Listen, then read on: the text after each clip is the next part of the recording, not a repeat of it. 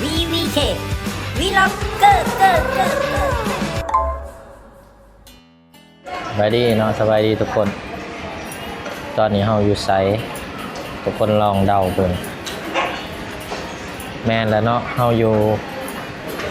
นอร์ทแคโรไลนาเนาะแคลิฟอร์เนียนี่เห็นบ่โซนอาหารอยู่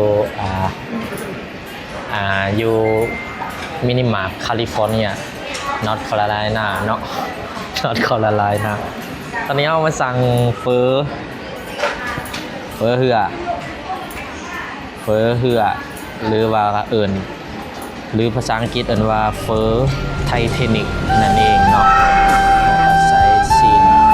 มื้อนี้ซีนข้าวเบิดเนาะก็เลยใส่พริกเนาะโพกหรือหมูซีนมันต้องเป็นโพกนิวตี้สั่งมาล่าถังมานำกัน2คนเนาะก็ลงยนต์มากี่นี่เนาะลงขี่ยนต์มาหลายชั่วโมงเติบฮะเจียวไหมอันเป็นได้ก็ได้ยังกินมาล่าถังได้มาล่าถังโอ้อยู่นี่มีเฉยเนาะเฮาขี่ยนต์มาประมาณ10ปลายชั่วโมงเนาะก็ลงยนต์อยู่แคลิฟอร์เนียแล้วก็เลยมาต่อแล้วขี่รถมาต่อนอร์ทแคโรไลนาเนาะเป็นจะได้อเมริกางามบ่สอบใหม่เด้สอบไปอเมริกาเด้อยู่อเมริกาโซนอาหารก็สิเป็นแนวนี้ได้ไปกินเนาะเมนูเฮาสั่งก็เป็นเฟอไทเทนิกในหอบหลายเดือนเนาะบ่ได้กินเฟออยู่นี่แซ่บเนาะเฮามากินเริ่มหอมแล้วครับ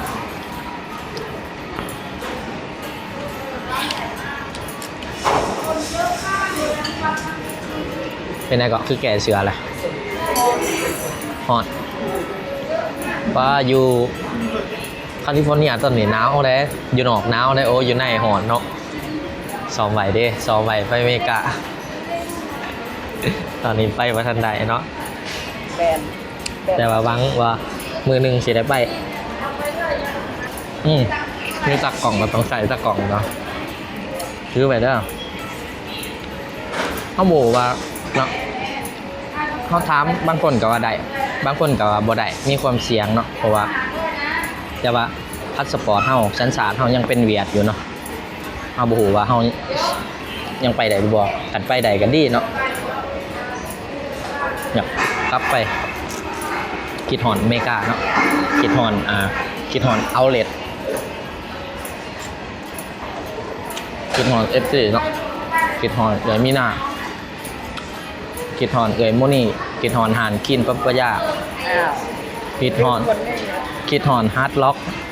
คิดฮอนซาคราเมนโตคิดฮอนเอ๋ยแอนนี่คิดฮอนบอลซักเครื่องเนาะเอ๋ยแอนนี่พาไปซักเครื่อง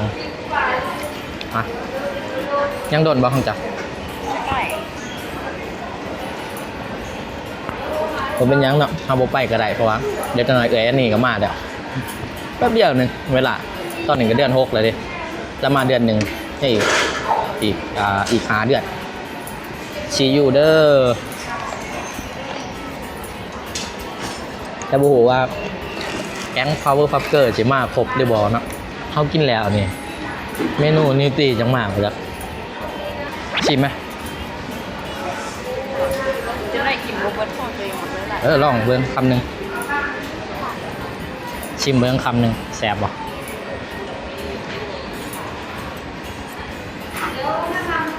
แซ่บบ่ ยังไม่ได้กิน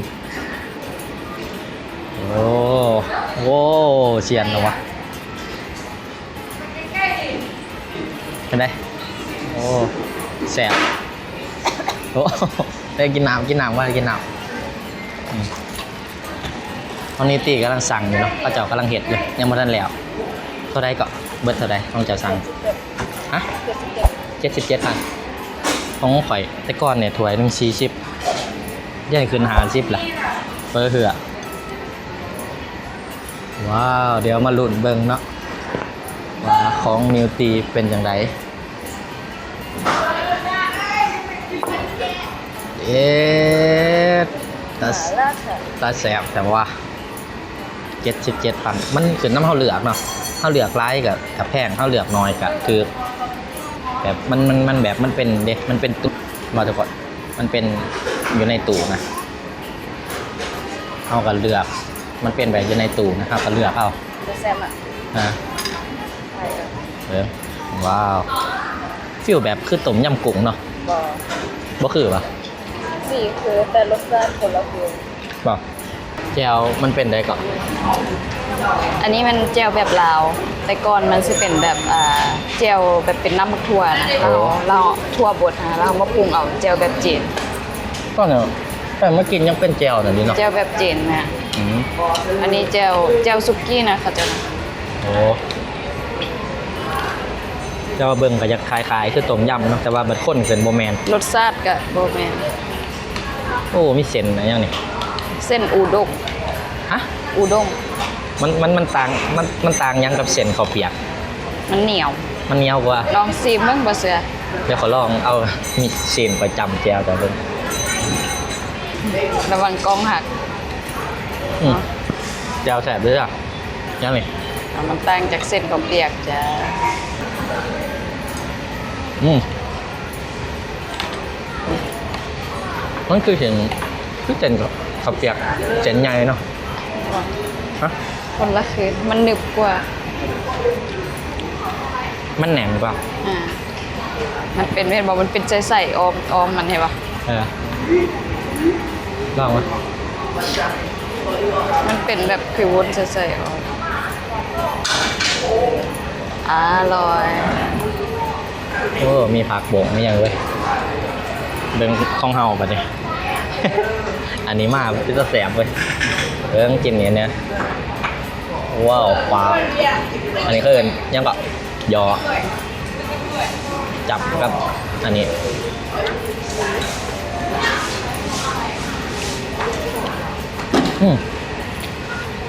กรอบดิ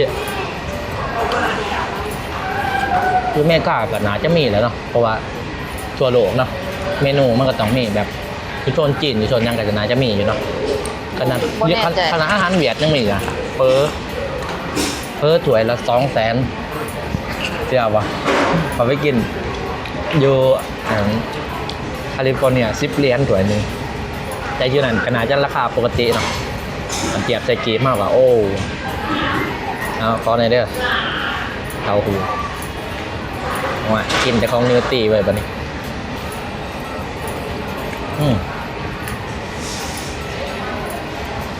เหรอ บ่เผ็ดปานใดเนาะบอกเขาบ่เผ็ด เพ หรือ ราะเขาต้องปรุงมันมีอันปรุงอยู่คันไปมักเผ็ดมันมีแจ่วหม่าล่า โอ้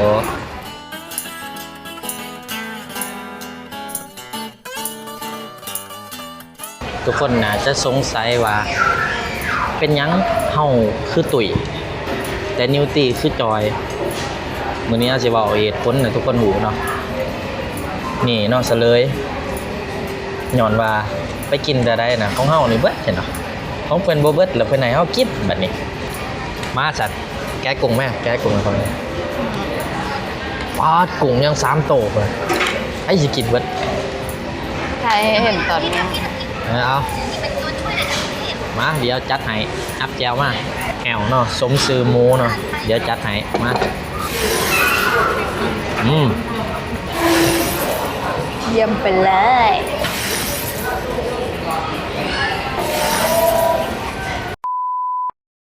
หลังจากมาแต่พักสันกะเอามาแวตัดใจเนาะหรือตัดผมเนาะหานที่ดังที่สุดในเวียงจันทน์เนาะใส่อันนี้เฮ็ดหยังไง ใส่ไว้เสียผมหลงใส่เสื้อเลย โอ้อ่ะโอ้ไว้หลุ่นแต่ว่า หน่อยเบียด เวฟ ตรงไหน เอาจัสตินบีเบอร์แบบขึ้นหนาข่อยนี่ตัดทรงจัสตินบีเบอร์คือบ่หูว่าเป็นหยังจังมาตัดผมทรงนี่มันคือทรงโซฟานาพวดก็เลยบ่มักก็เลยอยากตัดออก เรียกไงมาเนี่ยช่วงแรก เอาเวอร์ชันแบบนี้แต่มันสั่นลง ข้างหลังจงหวะ คือเก่าอันตอนเขามาตัดเด้เดือนก่อนจือบ่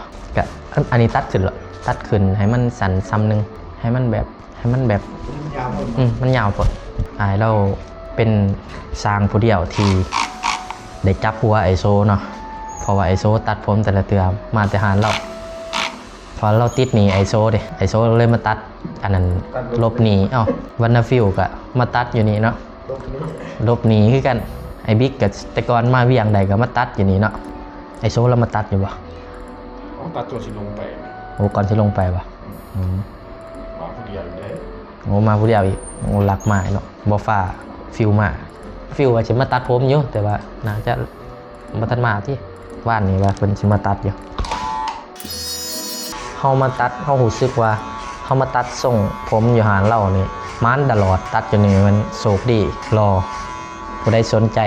มาเลยเนาะส่วน FC ที่อยู่ฝั่งอเมริกาก็สามารถขี่ยนต์มาตัดได้หรือเรามีหับจ็อบไปตัดอยู่เฮือนก็ได้เนาะหรือว่าไผที่อยู่อเมริกาก็สามารถซื้อปียนต์ให้เราไปตัดให้หับอยู่บ่หับเบิดเนาะหับเบิดแล้ววะลูกค้าลายไว้มื้อนี้ลูกค้าลายอยู่ นี่ประมาณไหน มื้อนี้มันจัดเลยเนาะ จัด โอ้โหวันชิ้นเขามาตัดผมเลยเนาะใครแน่ข่อยเป็นเวียด บ่ถือเป็นหยังวันชิ้นจังบ่ได้ตัดผม เข้าใจ แล้วก็อยังก็วันพุธหามตัดพฤหัสหามซะบ่เฮ็ด เอาก็สะดวก เสร็จวันพุธจะกับปิดหานที่ซะเขาบอกวันพุธหามตัด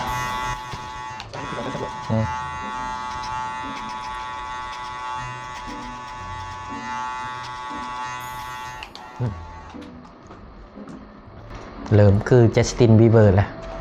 อยากบอกจัสตินแล้วเนาะเบิ่งบ้านโลกด้วยเจ้าเชียร์ทีมใดนอร์เวย์มือนั้นโมเมนต์เชียร์ให้ฝรั่งวะยังมันตกดิ แล้วเขาหอบมันอะ โอ้โหเขาหอบแล้ว สำรองลงแล้ว เจ้าเขาคนละทีมนั่นสะอาร์เจนตินามือแรงไปเตะปะ ญี่ปุ่นกับบราซิล โอ้มวนแล้วมือแรงเนม่าได้ลงอีกประเด็นน่าจะนาทีสุดท้ายพุ่นเนาะ ได้ลงเหรอ มันเจ็บขาดิมันคือทีมงานไปตัวอเมริกาสุดก่อนตัดผม$50ล้านหนึ่งแต่กับปกติเนาะราคาบาทเขา ราคาบ้านเขาขาตัดนะว่าแพงพอชิปนะ โอ้ต้องให้ทิปไปได้นี่ มันถึงประเทศนี้ แต่ยูเมกาเป็นประเภทนี้เนาะแบบต้องให้ทิปคาตัดอยู่นี่80มันบอก เสียงกี่ ขึ้น100,000เลย โอ้ว้ามันอยู่เดือนเดียวขึ้น100,000เลยโอ้วะได้ตีบอกกันก่อนไว้ข้าจะเอาซัมนี่ก้อนจ้ะเท่าไดนี่ 50โอ้ขึ้น100,000เลยเนาะอันหาดอนคือ100,000เนี่ยเอาสมมุติแท้หัวนี่ก็แพงกว่านี้บ่แท้ แถวหัวสามสิบ แท้หัวบวชได้เอาแท้หัวคือถือกว่าเพราะมันตัดง่าย ขนาดกับมันทันมันแถมว่ากระแถมดีแหละเราอะ โอ้ตัดแท้บวชจนไรหายฟรีเอาเฮ็ดเอาบุญ งานบุญงานบวชที่เท่าไหร่รู้สึกเอา คอยสิไปบุญด้วยกันเดี๋ยวนี้ห้องโซ่คอนเสิร์ตอยู่บุญตัดคอยฟรีกันดิ บุญใส่บุญใส่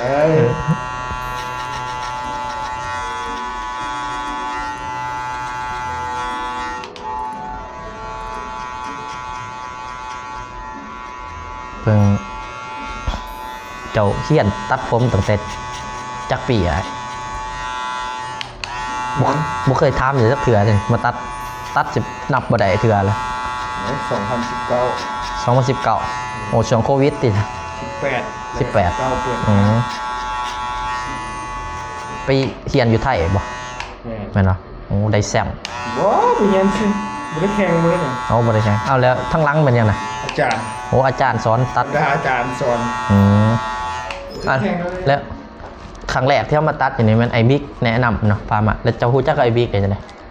ไม่ได้หู้แล้วหรอกมาตามนั่นเลย โอ้ไอซุ่มพามา เมื่อกี้ห้าที่รอบไม่ได้ซุ่ม โอ้แต่ก่อนห่านอยู่นอกเนาะแล้วเนี่ยนี่ อันนั้นโรงพยาบาลเบิดก็เลยย้าย ตัวง่ายมัน ย้ายเข้าได้มายองเนาะมัน เก็บเงินได้ส่งหาโลกก่อนเพื่อนนอกไหม อันนั้นมันส่วนไรเข้าหูจักเข้าเลยเนาะแบบเข้ากระตัดให้แขกแบบที่หูจักแต่อันนี้แหละแต่พออยู่พอใส่เนาะ พอไม่ได้ขอเงิน เนี่ยแลมโบอยู่ได้จอดอยู่นอกเราขี่แลมโบเฟอร์รารี่คนเบิ่งเราเนี่ยนี่เรารวยเลยทุกคนเสียทีเอง เสียทีชิมาตาโก โอ้ยอันเฮ็ดเฟืออันนั้นก็ความหักซื้อตัดผม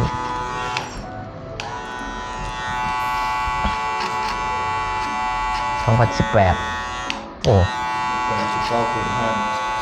19กะ7 ปีแมน7 ปีแล้วเนาะเราตัดผมกับเข้าเริ่มเฮ็ดเพลงเนาะเธอเริ่มพร้อมกันซะ ยังไม่เห็นโต๊ะ ตอนนั้นยังบ่เจอกันเนาะอัน ยังเห็นแต่นั้นอยู่เห็นป่ะเท่เท่ยังมา เท่จำสัก ช่วงนั้นก็สกายไลน์แล้วอยู่นี่แทนเพื่อนหลังที่2ตอนนั้น เนี่ยเมื่อกี้ข้าอยู่นอกเลย อืม บิ๊กป้อมช่วงนั้นจะมีบิ๊กป้อมมีเท่จำสัก ไอ้บิ๊กไอ้โซ มาแล้วกัน ช่วงปีก็มาเริ่มมากับมานำกันเลย แต่ว่าช่วงหนึงค่อยกลับไปเรียนเวียดคือก็เลยบ่ได้อันนี้ อยู่บนสามตัว แต่ว่าเมื่อนั้นก็ติดโควิดอยู่ปีหนึงอีกโอ้ออกเลยซะโรงเรียนเลือกทางนี้แหละอาชีพที่เฮามักแล้วมันก็สร้างรายได้ให้อีกก็ถึงมันสิบ่ได้หลายแต่มันก็มีความสุขคือเจ้าแล้วรวยแหละคือขี่เฟอร์รารี่แลมโบก็ยังตัดผมเลยมักเฮ็ดเพราะความมักซื่อๆเนาะว้าวแล้วมาตัดผมน้ำเหล่าบ่ทันหูจักเสือนี่ สีน้อย ซื้อหน่อยโอ้แต่เสือเอิ้นแต่ไอ้แจ็คไปโผ แจ็คก็โผล่เท่าไหร่เขาก็แจ็คก็โผล่ ก็เลยก็เอิ้นแจ็คไปโผก็เลยเอิ้นไอ้แจ็คไปโผเลย เขาเป็นไอ้ตูนใช่ไหม ตูนบอดี้สแลมอันนี้ไทยเนาะ FC บริที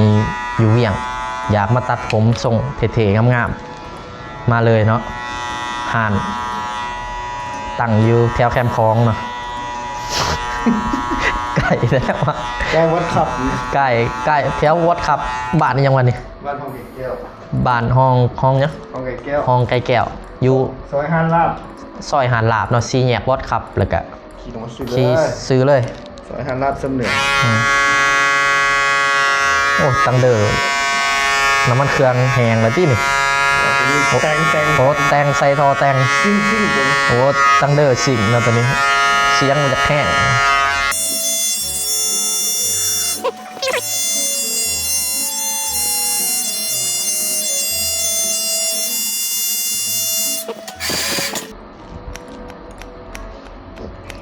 เคยตัดมือหนึ่งแบบหลายคนสุดเท่าไหร่10 คนนอนปะ 10 ปลายเท่านั้นแหละ 10 ปลาย หลายพันก็บ่ได้ เมื่อย ยอมเลยตัดได้หอดมือหนึ่งหา60 หัวนี่เก่งละ มีปะ สร้างเก่งหลายบ้านเฮามือหนึ่งหา60 หัวมือ70 หัวเฮานี่10 หัวนี่อยู่ละ ตัดผมเนี่ยเคยเจอแบบคนหยาบปะแบบโอ้เอาจังสันเอาจังสี่ ก็มีรูปแบบเนาะบางคนก็ตัดแล้วก็โอ้มึงมักทรงได้ทรงใหม่ เปลี่ยนอีก แม่แต่ต้องไปทำใจเอาอยู่ในการฆ่าเด้ คือโซฟานาตัดหยาบปะ น้ากะ ธรรมดาเนาะ ธรรมดาก็มีทรงเฉพาะเราอยู่แล้ว ไอ้บิ๊กย่างเขาหานปืนนี้เราจือเลยเนาะทรงอย่าง บิ๊กใหญ่นี่คนจะเฟดตลอดบิ๊กใหญ่นี่ อยากรอเด้คิดหอนเจ้า มาเวียงปุ๊บคิดหอนเจ้าก็เลยมาตัดเบาให้เราบางทีเราลุดให้เนาะทุกคนเนาะ เอาแท้แล้วแต่ได้มาตัดผมแล้วก็ว่าเท่าได้แล้วแต่แล้ววะตอนนั้นเนาะ ทรงผมแล้วแต่ มาตัดเนี่ยถามเราราคาเท่าไรเราว่าแล้วแต่สิโอดมา อันนิวตี้ก็ว่า10,000วะ นิวตี้ก็โอนให้10,000นี่เลยกลับคำว่าโอนเกินอะตัดแต่สมัยก่อนแล้วเริ่มแรกจะตัดเท่าไหรวะราคาเริ่มแรกเลย40เริ่มมาเลยเนาะ40 50 60ขึ้นตามอันนั้นน้ำมันเนาะราคาน้ำมันขึ้นกับขึ้นน้ำมันลงก็ลงเพราะว่า ได้ตัดผมเราใส่น้ำมันเอาดิ ไปใส่น้ำมันสร้างเด้สร้างใส่น้ำมัน โอ้สางใส่น้ำมัน น้ำมันหัว ใส่ เสือ น้ำมันอันนึง ดาวแดง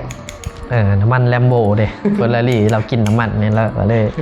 ต้องขึ้นราคานะขันไอโซมาแล้วตัดราคาเก้า80ขันเท่าแล้วเอา100,000เนาะขึ้นนำเลเวลโฟโลอีก คือไอโซนี่ล้านซับกะ เอาไป 80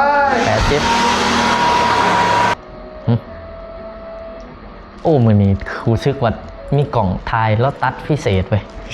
เราตัดอันนั้นละเอียดกว่าปกติ ปกติแล้วเลยทุกคน พิเศษนะ แต่ว่าเห็นกล่องเนาะ F4 เบิ่งแล้วก็เลยแบบตัดละเอียดแน่เนาะดีเดี๋ยวขนาดมาสิถ่ายคลิปอีก ว้าวไปแล้ว14 18เด้อย ำเนาะช้างตูนห้องไก่แก้วแถววอดคับเนาะเรามากกับซุ่มเนาะบางมือเนาะบางมือกับปิดบางมือกับเปิดเนาะแล้วแต่อารมณ์สร้างเนาะน้ำท่วมก็เปิดบางมือ แถวนี่หอมนี่น้ำท่วมเนาะฝนตกแห้งมั้ยยังท่วมอยู่ ฉันแห้งหลายกับท่วงคนเก่าแล้ว โอ้น้ำมันไหลบ่ทันเป็นไรฮัลโหลแล้วแต่ตามสบายเลยผู้ใดมาตัดผมแล้วใส่โค้ดลดราคาเขียนว่าตามมาใน2แถวแล้วสิลดราคาให้พิเศษนะ80ราคาเก่า จากเซลล์1เป็นแสน3 จาก1เป็น1เป็น130,000 รถไทยพิเศษ เขามาเลยทุกคนมาตัดผมแล้วก็ว่าตามมาได้2แถวแล้วก็สิลดให้นะเจ้าของงานว่าท่านว่าจังครับเอาออกเลยเหรอ ตรงเลยว่ะแต่ถ้าจะมาหน่อยนึงป่ะ แม่ หายจัดให้คุณขอมาแล้วจัดให้ ปกติหายเลยทุกคน ปกติขอไลน์นี่เราหายเลย แต่ว่าเราเห็นเอาถ่ายคลิปแล้วก็เลยว่าโอ้จัดให้เราอะ ดีได้ขอดีของการถ่ายคลิปเลยวะนี่ว่าออกว่าห้างนี่ รับแล้ว เฮ้ยว่านอนนะ นี่ปลอมตัวอีก จะเห็นอยู่ว่าคลิปขอยเห็ดเป็นไอโซนะ เราไม่ได้เป็น บ่ได้เป็นเพื่อนเฟซกันเนี่ย เพื่อนกับมึงบ่อยากกิน ขอแอดหน่อยเด้อ แอดห้านเลยแหละ เออ เห็นห้านเลยแหละ โอ้ดินเพจห่านบ่ แอดตัวจริงไหม แล้วก็ตัวจริงคือกันว้าว แอดเฟนแอดหมูไว้บางทีสิแซดยืมเงิน นี่เป็นยัง เออ แล้วจะยืมกราฟมันที่ถ่ายได้นะได้เงินของเงินคลิปไปเลย นี่วะ ตามใจสร้าง จัสตินบีเบอร์ ส่ง ให้ส่งคือได้แหละหนากระยามัน มันนาฟิวอ่ะ โอ้ ต้องมันนาฟิวอ่ะ มันต้องฟิลอ่ะมันปงหยาปวดจงนะมืออื่นมือหื้อที่มันจะมาตัดนี่มีแต่งส่งแต่งยังไงนะทุกคนเนาะปกติแต่ละหมื่นแต่เพื่อตัดแล้วเนี่ย เอาเลย เมื่อเลยมันมีแต่งส่งเนาะมือนี้พิเศษเนาะทุกคน มันมีกล้องมามือมีกล้องสบายนั่งกันเวลา มือนี้มีกล่องก็เลยพิเศษแน่ เสียนั่นน่ะนี่ตอนเรา หิวเขาไปอ่ะ กินเขาว่าใช่แล้วตัดผมแล้วจะกินเขาน้ำเราเรียบร้อยนะโอ้บริการดีวะฮะ